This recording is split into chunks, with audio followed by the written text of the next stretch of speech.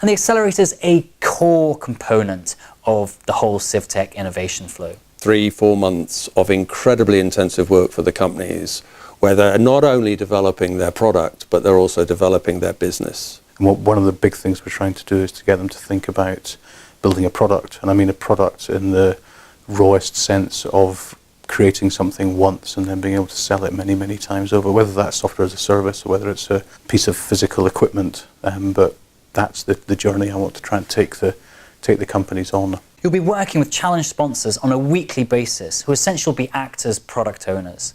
And this is where developing a solution with the challenge sponsor worked so well, because you had your first client, so you don't need to worry about, who am I going to sell this to?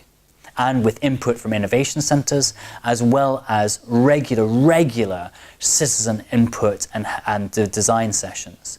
This is very much a collaborative process. For us working on delivering the Accelerator, we start with a very rigid plan, but very quickly that starts morphing and changing depending on what the companies are doing and what particular needs they have and what opportunities arise for us to introduce new things into the programme.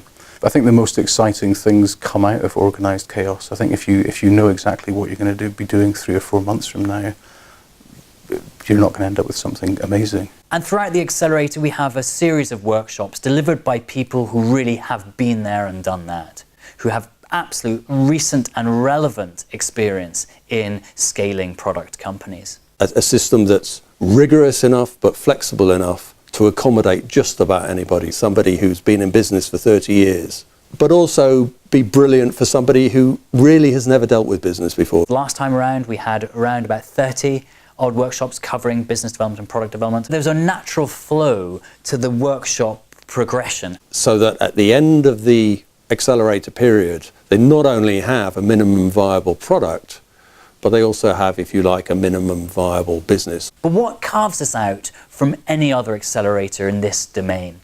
And that's the access that we can provide. Some of the most exciting points were when the studio has been really busy, when there's been all the companies in here, there have been visitors in, there have been other folk in here. From CEO to COO to CDO, we had over 80 studio visits in our first 3 months. So these are senior people. Not only were they interested about the innovation, of the solution, and the services that were being provided, but also it gave an opportunity for the companies to be able to speak to people in senior positions, key decision makers, and give them access to people they would never otherwise have access to. One of the key things about being in the studio is the collaborative nature. Collaboration between the teams themselves, across the challenge sponsors. A lot of teams will talk about how much they benefited from talking to other public sector bodies apart from the one that's their challenge sponsor. And it's that cross-collateralization of experience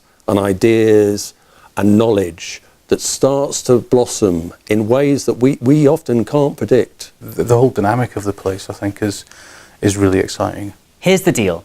As before, you get to keep 100% of your equity and 100% of your IP. We've now upped the Accelerator contract to £20,000. We've introduced a travel and subsistence policy for those companies who are out with commutable distance of Edinburgh. And we've upped the post-Accelerator contract limit from a total of £100,000 to £250,000.